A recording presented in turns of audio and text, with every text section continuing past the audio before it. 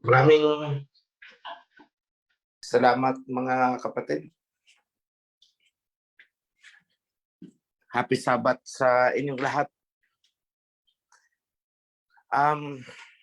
May konti akong updates na ibibigay sa inyo. Pero may gusto rin akong linawin.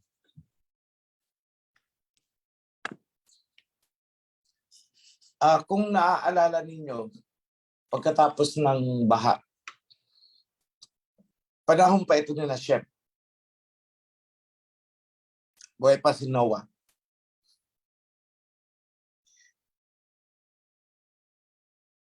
Nung humupa ang tubig, ang arka na sinakyan nila ay sumadsad. According to the scripture sa Mount Ararat.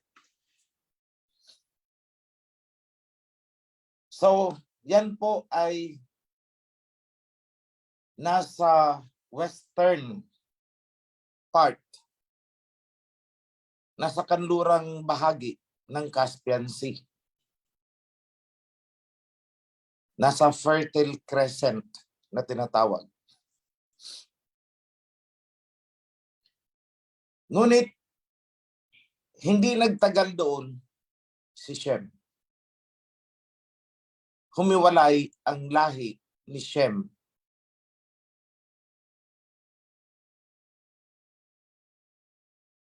Sila ay pumunta sa silangang bahagi. Sa Mysia. Which is the modern day, in the modern day, Iran, part of Iran. So kung makikita ninyo, bakit kaya humiwalay? Sapagkat sa kanlurang bahagi, o doon nasa loob pa ng Shemite territory, yung Fertile Crescent, ito ay pinamugaran na ng hindi magandang mga gawain. Magkahalong lahi ni Japhet at saka lahi ni Nimrod, lahi ni Canaan na parehong anak ni Ham.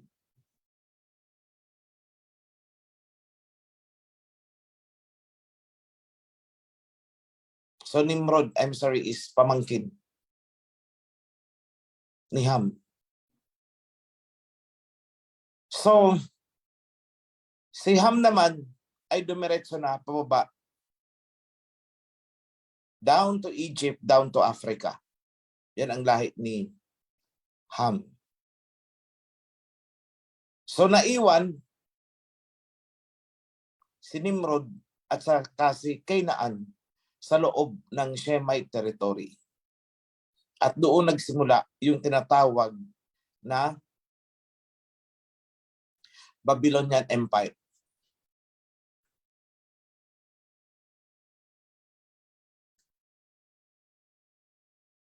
Yung mga panahon ng Anunnaki, doon yun sa lahi ni Japhet at saka ni Canaan sa Ur, sa Mesopotamia. Doon nagsimula. At kanilang itinayo ang kauna-unahang civilization. Yun ang sinasabi ng mga Anunnaki followers.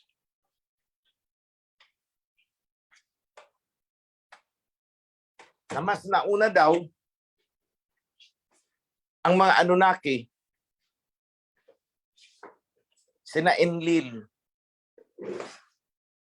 kesa sa dito sa Alahayam na ating sinasamba. Kaya sabi nila, hindi raw ito ang totoo, hindi raw ito ang tama, kundi yung Anunnaki. Marami sa mga nakakilala at nakarinig sa aking mga mensahe ang nawala at bumalik doon sa Babylonian na pagsamba. Iba ang kinikilala nila. Nakakalungkot. So ang punto dito, naglakbay si Shem mula sa kung saan sumadsad ang ark. Umalis sila at pumunta ng Iran. So malayo-layo yan.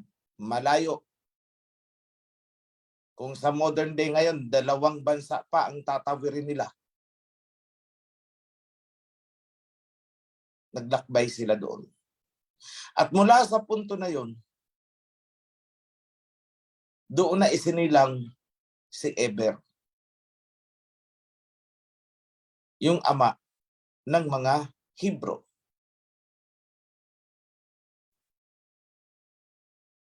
Si Shem ang tinatawag na Semitic people. Mula kay Shem yan. Yung isang terminology ay Shemite. Semitic or Shemitic. Semites or Shemites or Semitic. One and the same word yan. Ang tinutukoy is lahi ni Shem. So, ang lahi ni Shem, kung titingnan natin, ay nahati pagdating kay Eber. Lahi ni Peleg at lahi ni Joktan. Ang lahi ni Peleg nag-stay papunta sa kanlurang bahagi. So, in short, naandyan sila sa Shemite territory, naandyan sila sa Fertile Crescent at kahalo ng mga Canaanites. Kaya nga, si Abraham ay naandun malapit sa mga Canaanites. Ang ibinigay na lupa sa kanya is lupain daw ng Canaanites. But no, hindi lupain ng Canaanites yun na binigay kay Abraham. What we call today as Israel ay hindi yan land of Canaan. Yan ay lupain ng mga Shemites. So kung mapapansin nyo, sa Genesis pa lang, naando na yung pakikibaka, pakikipaglaban ni Abraham. Naandun yung dinukot si Lot, ni-rescue ni Abraham dahil napapaligiran sila ng sibilisasyon ng magkahalong lahi ni Canaan at ng mga Japhethites. So, paano nagkahiwala yun? Paano hinuwalay itong ibang Japhethites at naiwan dyan ay mga Canaanites?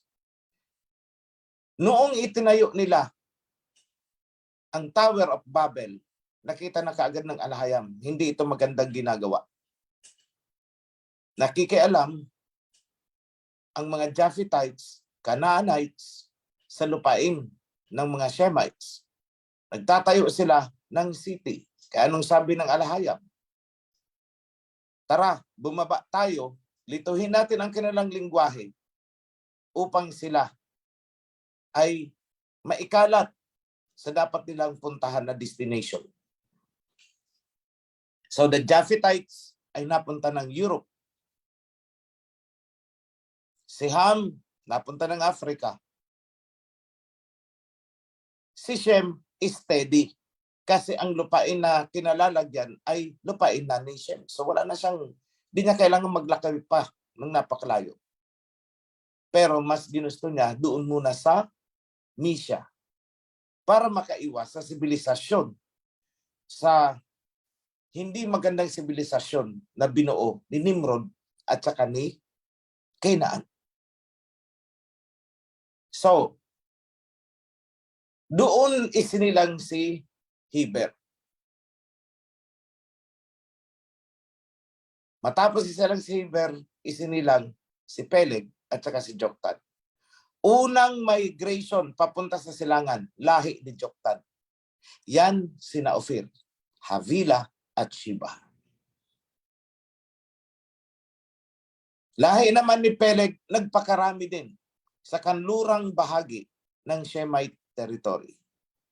At doon bumaba ang lahi ni Abraham, pababa na hanggang sa isilang si Jacob and the 12 tribes. So at one time, nagkaroon ng tagutom sa lupain na tinawag inangkin nilang Land of Canaan at sina Jacob ay napunta ng Egypt.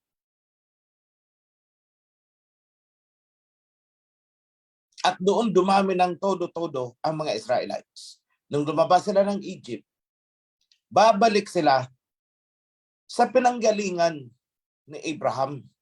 Binigay, Land of Canaan eh. Kaya ang sabi nila is to retake the land of our ancestors na ibinigay ng Alahayam, the Alahayam of Abraham, Isaac, and Jacob. So, i-retake lang nila yun. Uuwi sila. Kumbaga, sa bayang sinilangan. Pero pagdating nila doon, fortified na ang mga city. Biggest of which is the Jericho. So, nakipaglaban sila. But then, kasama nila ang Alahayam, so nanaig sila, nakuha nila ang Jericho. To cut the story short, ang lahi ni Peleg, down, pababa, sa mga Israelites, ay matagumpay na naka-establish sa land of Canaan, which is not belonging to Canaan, belongs to Shem. Ang destination dapat ni Canaan, pababa sana sa Africa.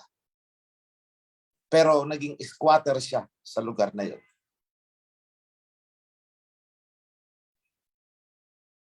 Later on, lahi ni Canaan ay naging Phoenicians. Nung nilabanan sila ng mga Israelites, ang iba sa kanila ay napadpad papunta sa Europe at doon isinilang yung tinatawag na Gadir, which is in modern day ay Spain. So itong mga Espanyol na to, mga Europeans na to, is a mixture of Japhethite and Canaanite blood. And Canaan is the carrier of the serpent seed.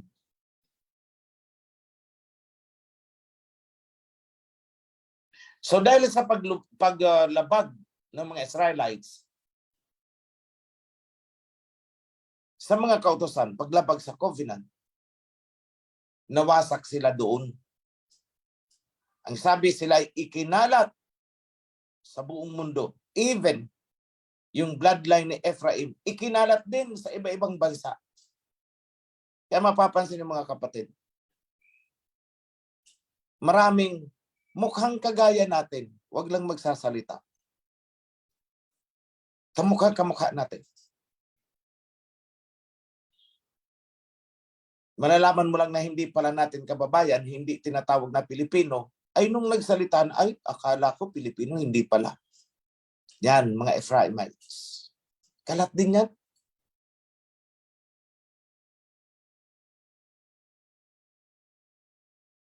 Ngayon, tayo ay nakarating hanggang dito sa archipelago na nung sinalakay ng mga Canaanite, sinundan tayo dito, tinawag nilang Philippines. But this is land of Ophir. So kung makikita ninyo, tayo ay sinundan hanggang dito sapagkat sila ay mga colonizers. The Japhethites, the Canaanites are all colonizers. Mas mababait pa actually ang Hamites eh. May narinig na ba kayo sa world history na mga Africans ay nanlusob sa Europe at nanakop doon? Marinig na ba kayo sa history na itong mga Hamite ay pumunta dito sa atin at nilusob tayo upang sakupin? Wala, di ba? So ang likas na mabangis ay ang pinaghalong Japhethite and serpent seeds.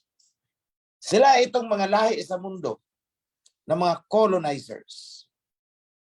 Nilusob ang India, nilusob tayo, nilusob ang China, kinuha ang Hong Kong, kinuha ang Solomon Island, kinuha ang Australia, pati Malaysia, Vietnam, you name it. Africa, nilusob nila, milyon-milyon ang namatay. At kasama doon sa Africa na mga namatay ay mga lahi ni Judah. Bakit?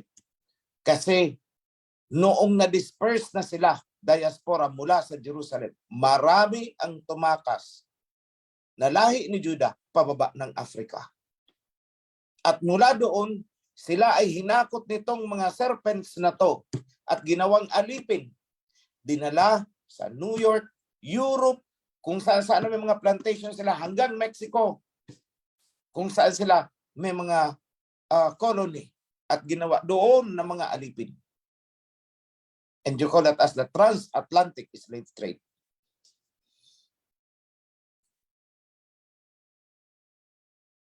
So ganyan na disperse ang lahi ni Israel, ni Jacob.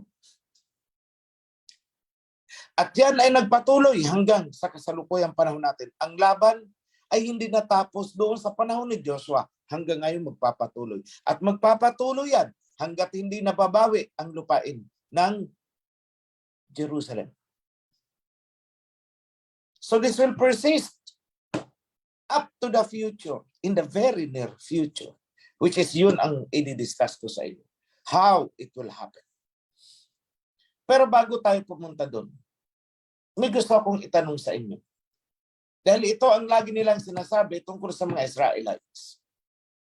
Tayo daw ay mga isinumpa ng alhayam. Yes, there was a curse. Pero hindi ibig sabihin na from generation to generation to eternity, we are cursed. No. Hindi po ganun. Hindi tayo isinumpa forever. Hindi. May limitation lang po yun.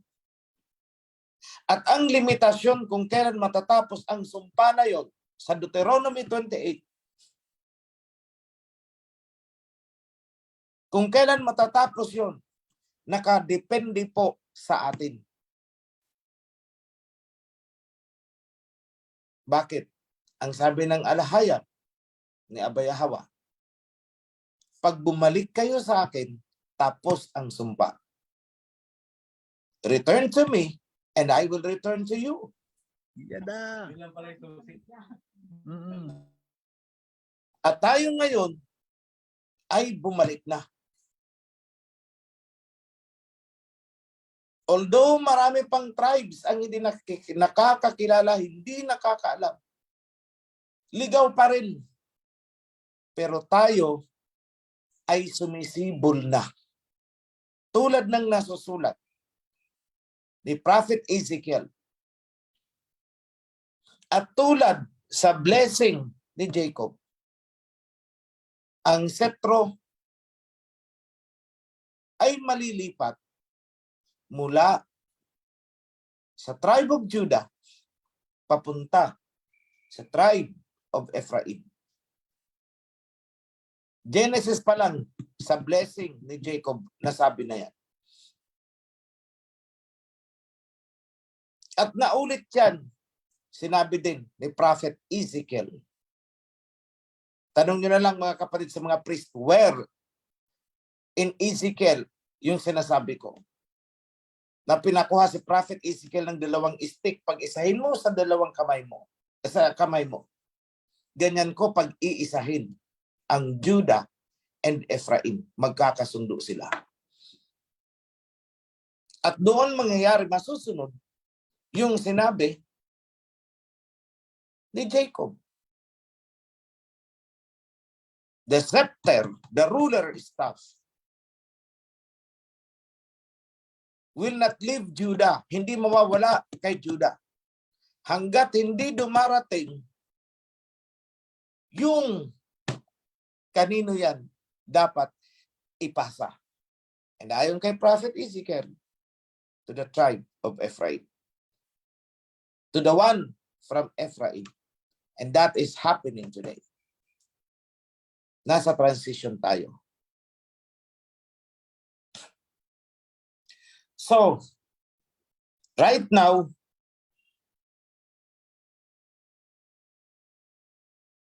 na-fulfill na natin ang mga critical steps. Unang-una, ang sabi dyan sa Proverbs, the fear of Yahweh is the beginning of wisdom. Pero sa akin, it's not fear. It should have been written as recognizing Yahweh as Al-Hayam is the beginning of wisdom. Ngayon ko lang yan napagtanto habang pinakikinggan ko ang mensahe ni Priest Felix. Kapag isinalin mo sa Tagalog, ang pagkilala kay Yahweh bilang Al-Hayam, ang panimula ng kadunungan.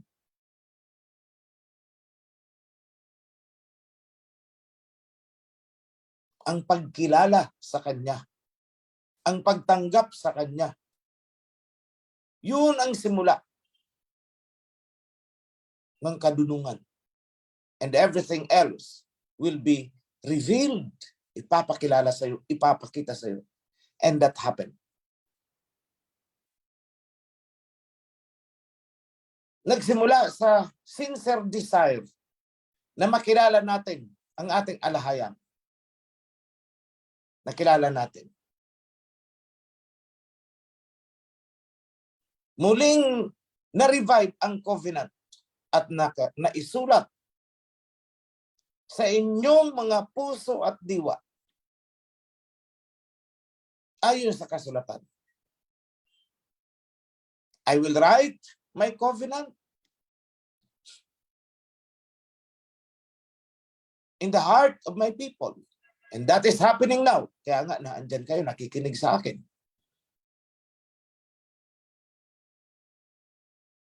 And after the covenant, ano ang sumunod? Priesthood. Natupad ang sinabi ni Prophet Malakay.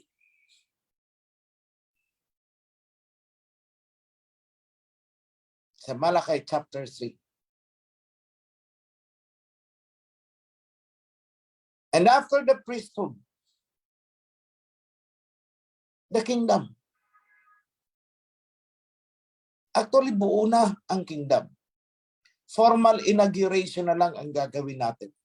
That is the coronation and the declaration.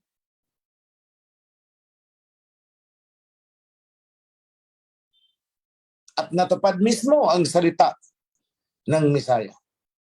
Revive the kingdom and seek His righteousness. Buhayin nyo ang kingdom at ibalik ninyo ang pagiging matuwid.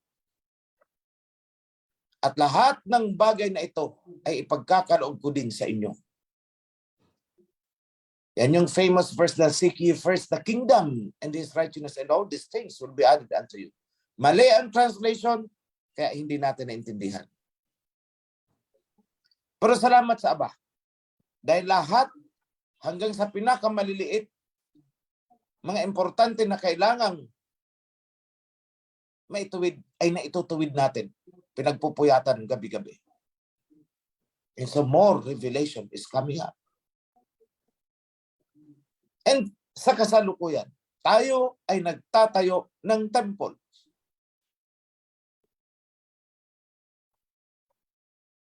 Bakit? Dahil yun ang naisulat na ang mensahero ang magtatayo ng temple, magre-revive ng priesthood, magbabalik ng covenant. Malakay chapter 3 ulit.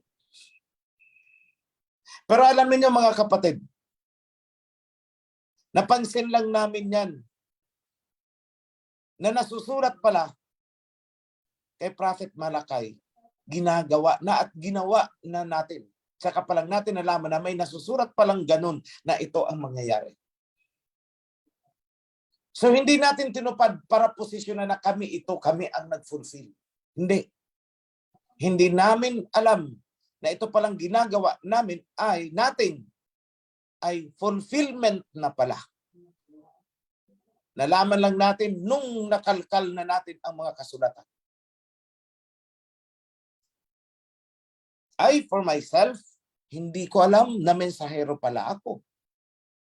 Ang sabi ko noon, kartero lang ako tagahatid ng sulat. Parang taga-deliver ng LBC. Yun lang ang tingin ko sa sarili ko noon. Kaya sabi ko, wag ako ang tingnan nyo, kundi yung mensahe na inihatid ko. It's not the messenger, it is the message. Tingnan yung pakinggan nyo ulit ang mensahe ko dyan. Paulit-ulit kong sinabi yan. Nung ako'y inaatake, pinipersonal. So what I said, it is not the messenger. It is the message.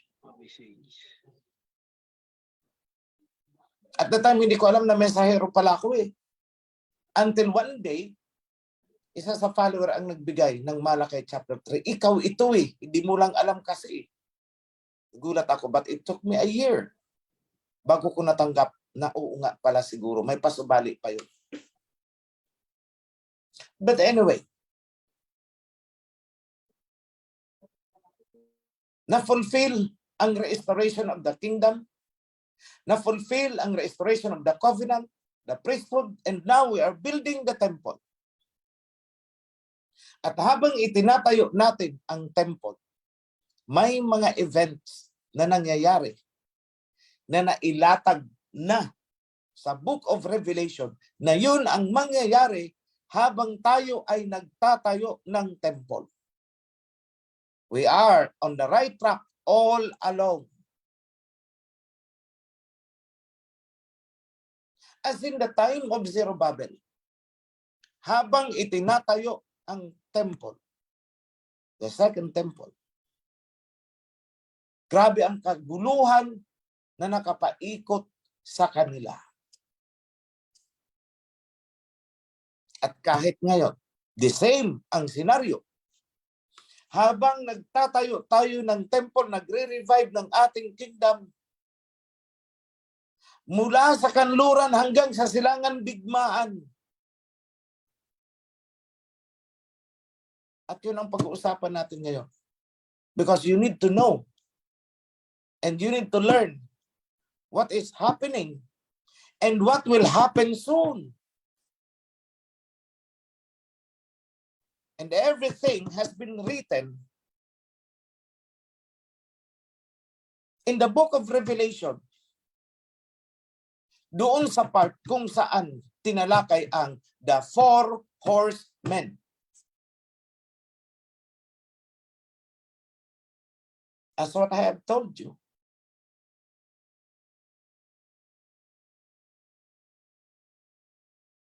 Yahweh the Son, King Yahushai, is just around our midst. Paikot-ikot na siya.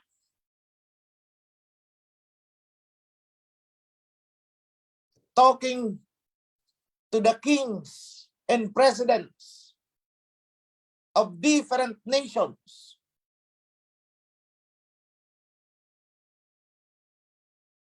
Without knowing, nitong mga bansa na to, nang kumakausap sa kanila ay si King Yahushai.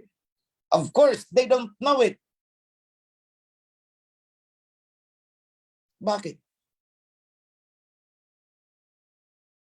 No one knows the Father except the Son. And no one knows the Son except the Father. And yun. And kung kanino ipapaalam ng anak ang sekretong yan. So I am telling you now, King Yahushua is hopping from one nation to another nation, kakausapin ang isang bansa, mga hari, mga prime minister, mga president, ang iba'y tinatagpas niya, tinatanggal niya sa pwesto, at ang iba ay pinapatay niya.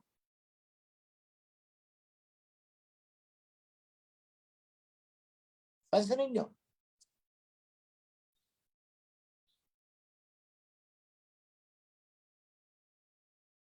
One just died. Kamamatay lang nung isa. At ang pumalit ay hindi rin magtatagal. Mamamatay din. Mark my word.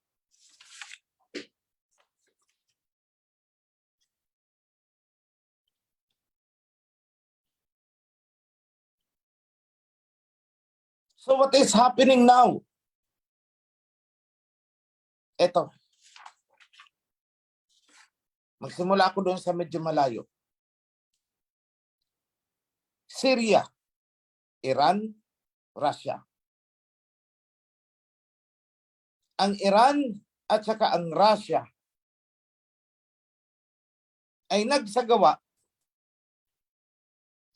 ng all-out escalation ng digmaan sa Syria. Just yesterday. Kahapon lang ito. Binumba nila ang mga rebel groups na maka-Western, pro-democracy rebel groups in Syria. Kasi itong mga rebellious group na to is gustong i-adapt ang democracy version ni Satanas. Gusto rin nila na magkaroon ng same-sex marriage, gusto rin nila magkaroon ng divorce, gusto rin nila magkaroon ng abortion, yung mga ganun ba? They want that kind of democracy. And so they rebelled against the government. And so Russia and Iran came in. Hindi pwede yan. Kami nagpapaka-conservative. Kami ay sumusunod.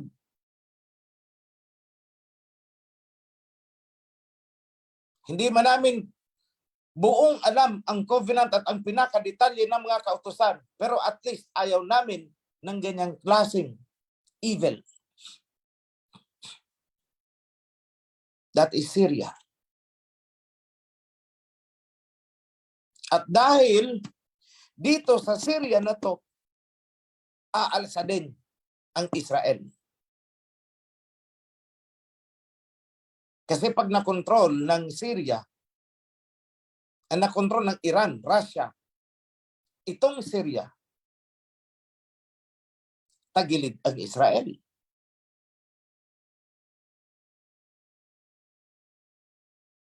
And who are these Israeli? Europeans. Hindi po yan yung Israel na ni Jacob. Mga colonizers yan na nagkukunwaring tribe of Judah. No, they are not. Japhethites yan. Europeans. Israel, tuloy-tuloy ang pag-demolish at panggigipit sa Palestine. And all along, ang kumakampi, kanlungan ng mga Palestinians ay ang Russia. Kanlungan ng Syria is Russia. Kanlungan ng Iran is Russia. Nakikita niyo ba ang two witnesses? Russia as the witness.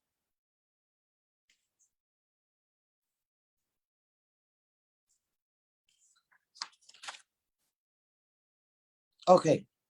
Karatig na lugar. Europe. All-out war ang Russia against Europe.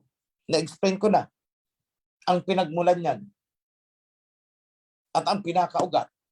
Alam na ba ninyo kung nasaan ang pinakamalalim na ugat nitong digmaan sa Ukraine na andun sa panahon ni Ham, Japheth at Shem. Nung dinefine ang world territory, Crimea is the boundary. Yan ang dinaanan mismo ng territory ni Shem. To the left is Japheth. To the right, Shemite territory. Walang balak dyan na kunin yan ng Russia mula sa Europe. There is none. Pero bakit sinalakay at kinubkob ng Russia ang Crimea? And this time, ang Ukraine. At may mga isusunod pa. Why? Aaminin ko sa inyo, hindi na yan teritoryo ng Shemite, pero bakit pinakialaman ng Russia? Because itong mga serpent seeds ay nagtatambak ng war ammunitions, biolabs. At ang NATO ay kinokontrol at gagamitin ang mga lugar na yan upang salakayin ang Russia. So inunahan sila ng Russia. That could not be. Hindi kami papayag sa kabilang bakod lang na andyan kayo na parang mga magnanakaw na nakatutok ang mga missiles ninyo dito sa amin. So, Putin cleared the boundary of the Shemite territory on the west side, doon sa kanluran. Mamaya natin pag-usapan ang dito sa silang. So, noon sinanksyon, pinagkaisahan ng Europe at Amerika, ang pinaka leader talaga dyan is itong US. I-sanction ang Russia. Okay, fine. Sinanction. At ang Europe ay nakiisa. Sinanction nila ng todo-todo ang Russia. Akala nila, mapababagsak na nila ang Russia through economic warfare. No, nagkamali sila. Dahil nung sinanction nila ang Russia, pinutol ng Russia ang energy supply going to Europe. Blackout talaga ang Europe. So nagra-ration sila ng cooking gas nila, yung gas nila, kumbaga sa atin LPG. Ang pinaiikot nila kasing laki ng super kalan ninyo, distribute sa mga bahay-bahay. That is what is happening now. Yung dating mayayabang at mapagmataas, ngayon, naghihirap. Kasabay niyan, tumaas ang presyo ng mga bilihin, lalo na presyo ng gasolina. Kasi oil, kasama na pinutol din ng Russia. Gas, pinutol din ng Russia. So what will happen? With scarcity of supply, tataas ang presyo. And that affects not only Europe, hindi lang Europe ang apektado dyan pati US at pati buong mundo. But later on, may iaano sa inyo na isang napakalaking consideration na ginawa ni Russia.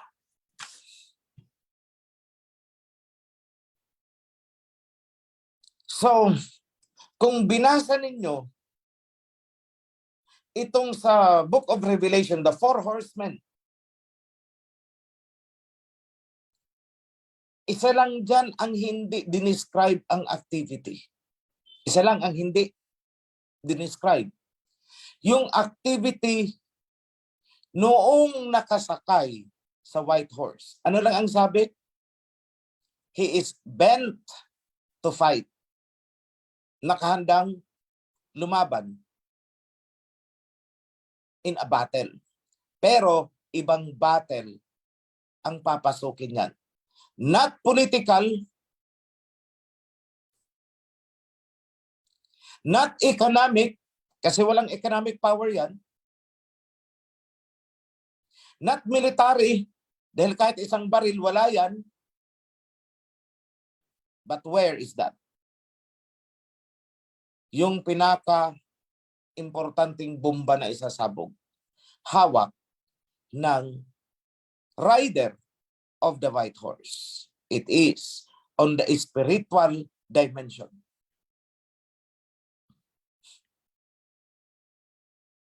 At sa apat dyan na four horsemen, itong rider of the white horse lang ang sinabing, to him a crown is given.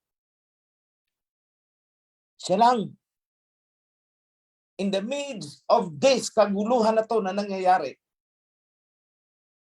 kukoronahan ang rider of the white horse. Nangyayari? Mangyayari? Yes, mangyayari. It will happen. And once it happened, pasasabugin ang dapat pasabugin. As in the days of Jose Rizal, the no limit tangere. But this time, this is the no limit tangere of all time. Magkakagulo talaga. Away-away talaga lahat.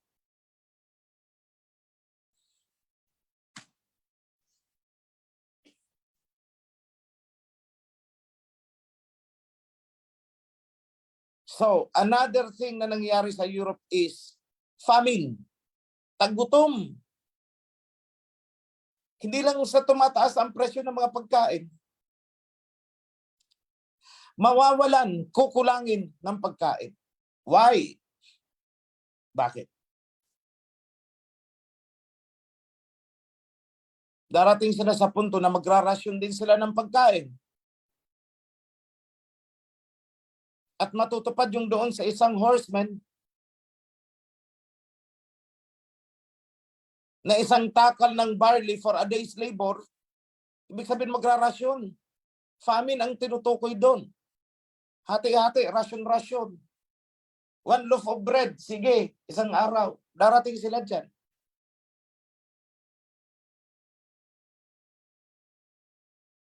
One loaf of barley, something like that.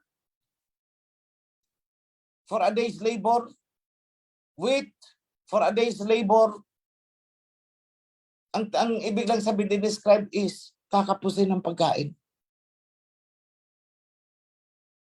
Isang kahig, isang tuka, isang trabaho sa isang araw, isang salop ng pagkain para sa araw na yan. Pansinin nyo, nandyan yan sa four horsemen. That will happen. Para sa kalaman ng lahat, ang Netherlands ang pangalawa sa pinakamalaking exporter ng pagkain sa buong mundo. Netherlands. Pero ang mga farmers ay nag-walk out. We will not cultivate the land kasi kalugian lang ang aabutin namin. With the rising cost of electricity, energy, rising cost of fertilizer, para kaming nag-suicide. So as you can see, if you do a little research, mga documentaries, mga farmers sa Netherlands, huminto na sa pagbungkal ng lupa. Tinatapos lang yung huling ani. Then thereafter, we will stop plowing the fields.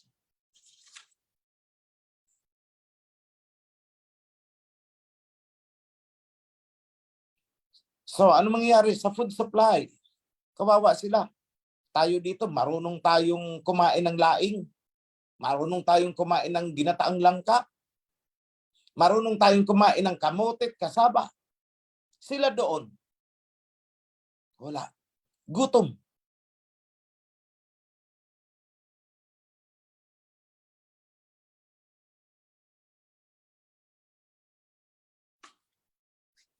So nagkakatotoo ang four horsemen, yung dinidescribe dyan? Yes, it's happening now. Sabay-sabay na umaarangkada ang four horsemen. Akala ng iba, maghihintay na matapos ang isa at saka lulusong isa. Hindi, sabay-sabay na pinakawalan yan. Sunod-sunod dyan.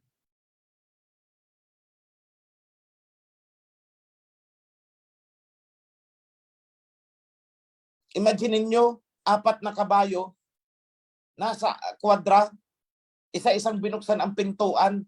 Sige, larga, takbo silang 4. Ganyan po ang situation niyan. It's not one horse after the other. Hindi po ganun.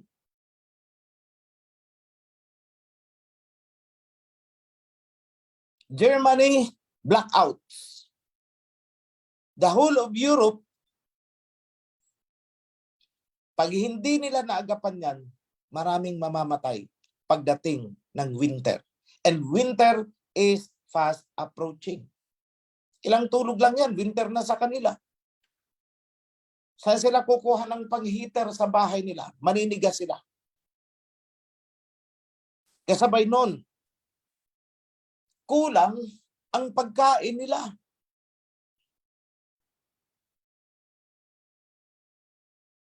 So bakit lalamig? Lalo na itong Germany, the biggest economy in Europe. Bakit yan ang magsasuffer? Ng todo-todo sa lahat. Among the European countries. Kasi sila ang pinakamalakas ang dependence. Nakadepende sila. To a large extent, sa gas supply mula sa Russia. Kung ngayong pinutol na, kahit pagluluto sa kanila, igatong nila ang mga papel, igatong nila ang euro nila para magluto sila. That is what will happen.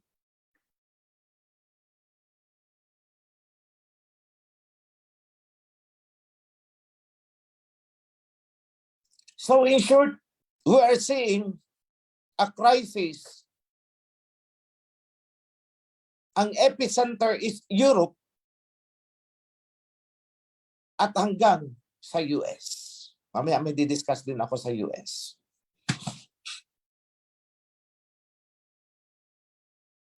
At isa rin sa sinulat ni Prophet Isaiah na nagkatotoo, if I recall it right, or Revelation yata, 1/3 ng kagubatan sa buong mundo ay masusunog. Amerika ngayon, California, nako, parang impyerno. Bundok na susunog. Nangyari sa France, nangyari sa Portugal, nangyari sa Spain.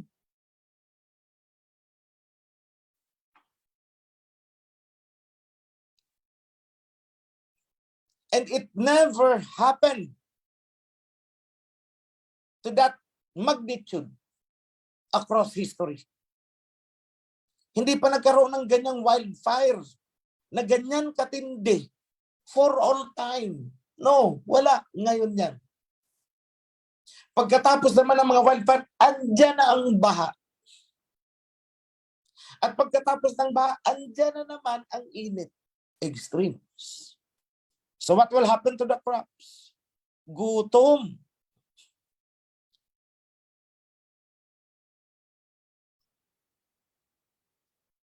Yung problema sa farming is not only in Netherlands, US, especially in California, problema nila irrigation. Nabibitak na ang lupa. That is their biggest concern. Isang metro pa daw na pagbaba ng tubig sa dam, ay wala na. Wala nang irrigation. Patay na lahat. Pati mga animals nila, mga cattle. See? So again, na-describe yan sa four horsemen. At kung titingnan niyo itong sa four horsemen, meron doong nakalagay na parang scorpion ba? O parang mga grasshopper na lumilipad. They are drones.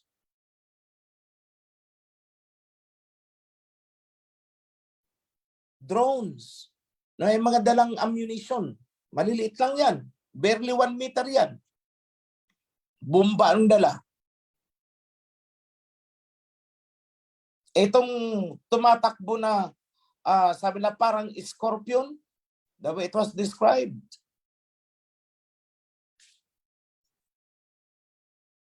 Nagdadala ng kamatayan. Yan yung mga kanyon, mga HIMARS. You can see it there. At hindi lang po yan nangyayari. Ang preparation is not only involving Russia. So, ang Shemite territory ay nagkakaisa na. For the information of everyone, hindi naging successful ang Amerika na sulsulan ang India upang kalabanin ang China gamit ang issue sa border between China and India. Nagkasundo na po ang dalawang bansa as of yesterday.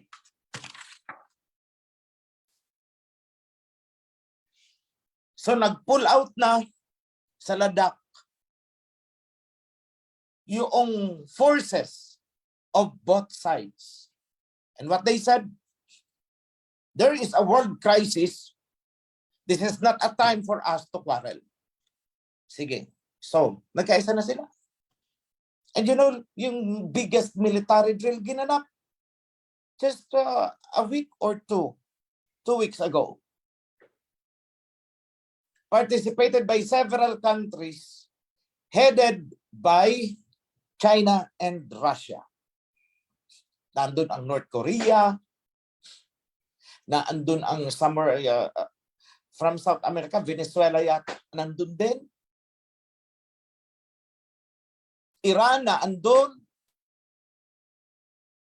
And so you can see a consolidation of military alliances in the Shemite territory. Nakasulat ba sa Book of Revelation? Yes. That the Euphrates River, sabi na Euphrates, but actually what it said is the Hiddekel, will be dried up para bigyan daan ang kings of the east, mga presidents, heads of state ng east, ng silangan. Kasama ang kanilang mga tropa, armamento. And that is forming before your very eyes.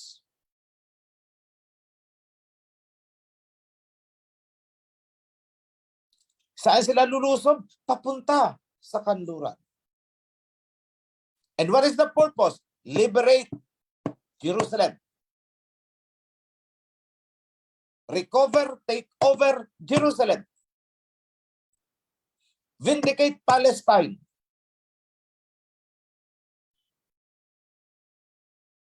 Joel chapter 3. Basahin nyo. Yan ang susunod. Kaya pumapalag ngayon ang Israel. At kinukondem na ngayon ng Russia ang Israel. Magkaaway na ang dalawa. No, nagdidiplomasyahan pa yan eh. But now, frankly and expressly, nagpahayag na si Putin ng condemnation against Israel. Turkey, kasama kakampi ng Russia, condemning Israel. Diba? Tinuro ko na sa inyo. I presented that. Long time ago, 2 years ago, sinabi ko na ito, na mangyayari ito. And now, it is happening. Nung sinabi ko yan noon, false prophet daw ako. Now, wala pang 5 taon, it's happening.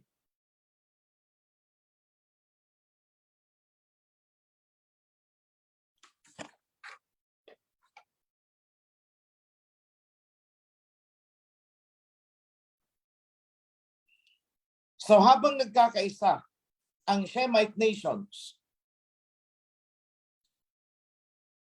nanggigigil naman at sumisingasing ang US.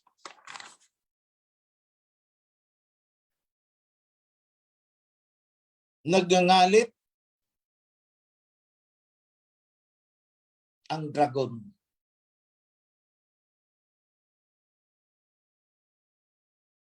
Let me talk about dito sa atin sa East. Mamaya ako na balikan ang West kung may nakalimutan ako. But as I see it, okay naman. So, kung may Ukraine ang mga Europeans, we also have North Korea dito. And yesterday, kahapon, ang North Korea, kilala niyo naman siguro, si Kim Jong-un, nagdeklara na ang kanilang bansa is a nuclear power state and there is no turning back. That is irreversible. At ang sabi nila, we are capable of deploying intercontinental ballistic missile direct to the mainland of America, of US. Wala daw silang pakialam sa mga policy ng United Nations Security Council. Hindi sila magpapasaklaw. And the warning from the President mismo is, if provoked at the slightest provocation, they will automatically launch a missile attack against Japan, US, and South Korea.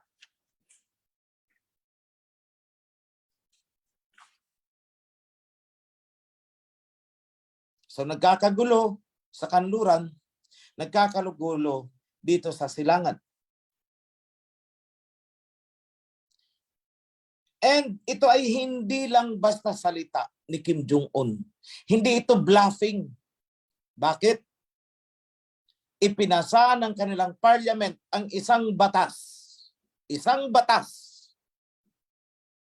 na kanilang tinututulan yung denuclearization. Yung sinasabing, wag magkakaroon ng nuclear ang mga bansa. And they said, kalukuhan yan. Ang dapat magtanggal una ng nuclear, kung talagang denuclearization, ang unang dapat magtanggal ay ang Amerika.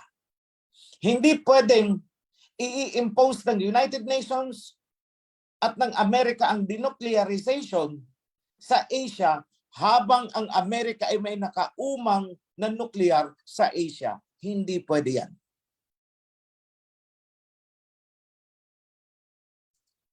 Ayon sa batas, no to negotiation. Hindi dapat makipag-negotiate even the future presidents ng North Korea. No to compromise. And this is an irreversible law.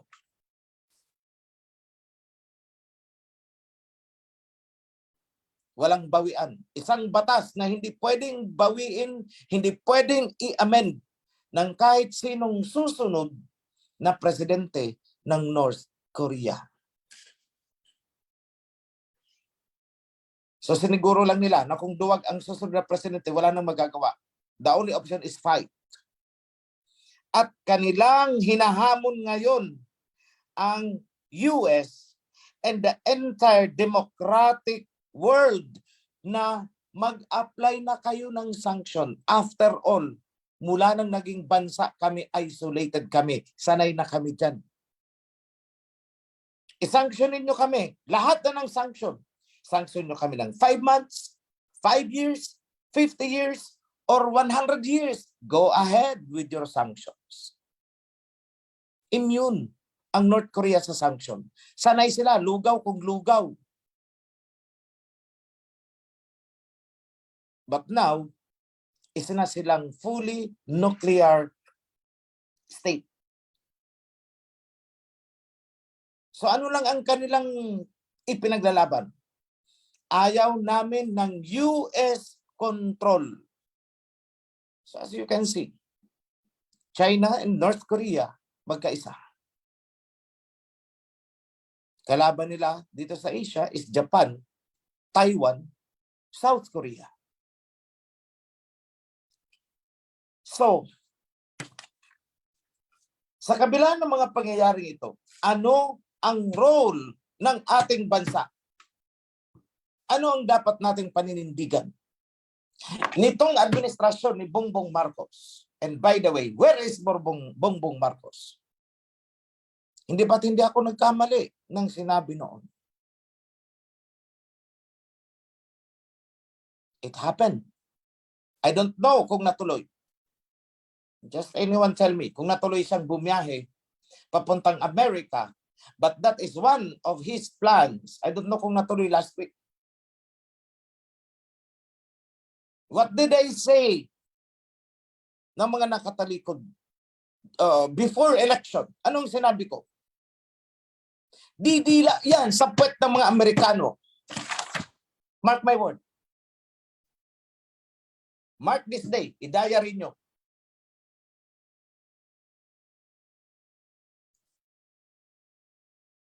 O ano nang ginagawa ngayon? He is starting on the process. He is now kneeling down. Bluetooth connected. Today is September 10. Saturday, 1:40 p.m. Mark that date on your diary. Lahat ng sinabi ko, huwag niyong kalimutan yan. And remember this. Ano ang palatandaan para masabi niyo ang nagsasalita ay isang false prophet? Ang nasusulat, none of his words will come true. Nothing comes true. So, kabaliktaran, the true prophet, the words of the true prophet come true. Bakit? Sinabi yan ng ating Yahweh Lahayam, I will not allow the words of my prophet to fall into the ground unfulfilled.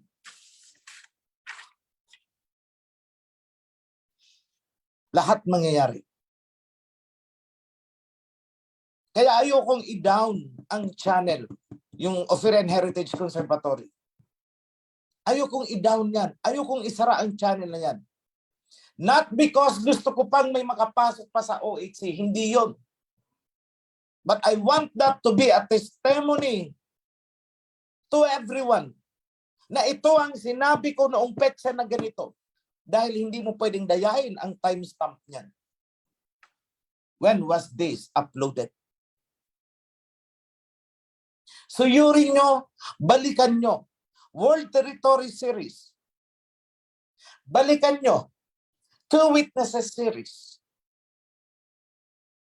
Balikan nyo. The Matrix. Among others. And tell me, alin ang hindi natupad?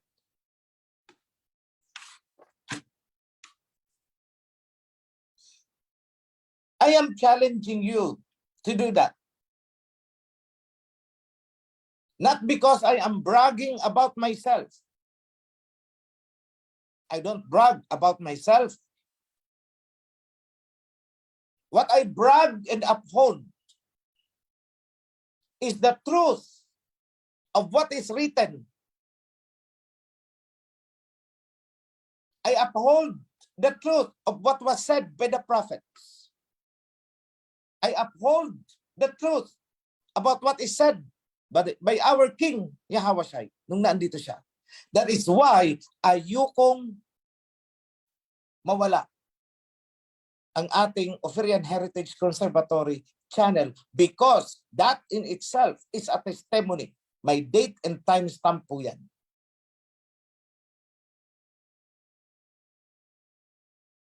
Before, I was accused false prophet, kaliwat kanan.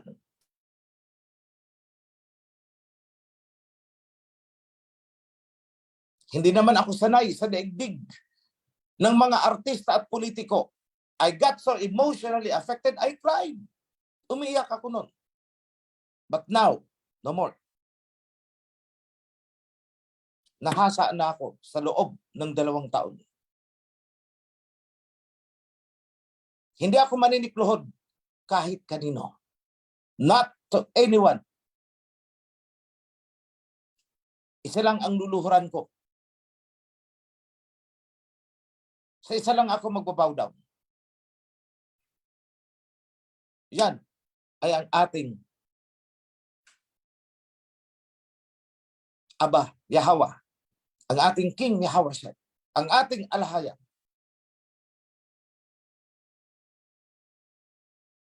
Because all the while, I was delivering, the Spirit was in me. Otherwise, none of my words have come true. Kung wala sa akin ang Spirit ng alahayang, sana ni isa sa mga sinabi ko ay walang nagkatotoo. But look,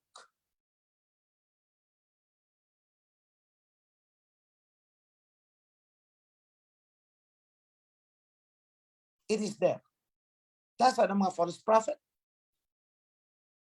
Unti-unti nang nagkalaglagan. Still they practice religion. They went back. The accusers went back on their old ways. Kaya sabi ko noon, isa lang ang alam kong mag-a-accuse sa akin. Si Satanas at ang kanyang mga alipores. But where are they now?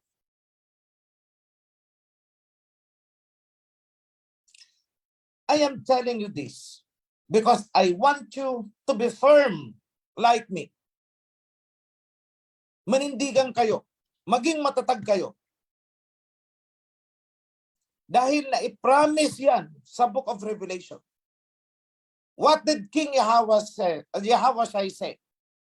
I will surely protect you.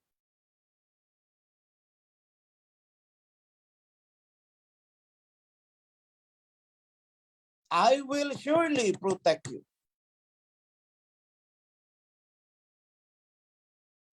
Anong kinakatakot?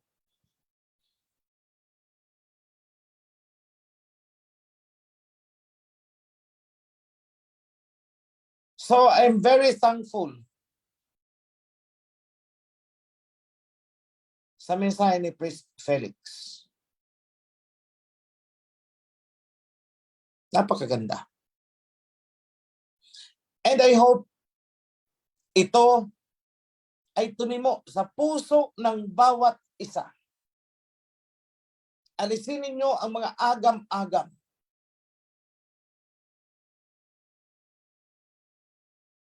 Remain steadfast to the covenant. Obedience and loyalty is what drives the power of a kingdom. And we are a kingdom. As what I have said, proclamation and inauguration na lang ang kulang natin. The formal announcement. Yun lang ang kulang natin. But right now, we are behaving as a kingdom. We have a one voice, one command.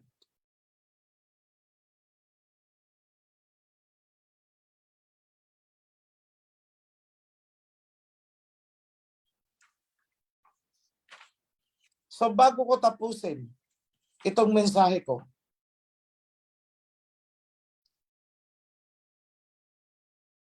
nais kong ipaabot. And at the same time, hinihiling ko sa ating alahayang at ipinapaabot ko sa inyo ang pagpapala sa anumang inyong ginagawa. Kayong mga nagpapagal, hindi ko na iisa-isahin. Hinihiling ko ang kagalingan para sa may mga sakit. May mga dinaramdam, may mga pinagdaraanang challenges sa buhay. Hindi man kayo magsalita. Pero alam ng ating alahayang kung ano man ang inyong pinagdaraanan.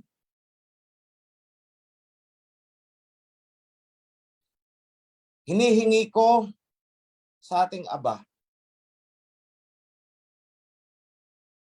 ang kanyang intervention. Ngunit ayokong pangunahan kung ano ang kanyang kalooban. Yun pa rin ang masusunod. So, in the name of Abba Yahweh and King Yahweh Shai, let me bless every one of you, from the oldest to the youngest, from the highest to the lowest, from the greatest to the least. Be blessed, everyone. Happy Sabbath and Shalom, mga kapatid. Be blessed. Yada.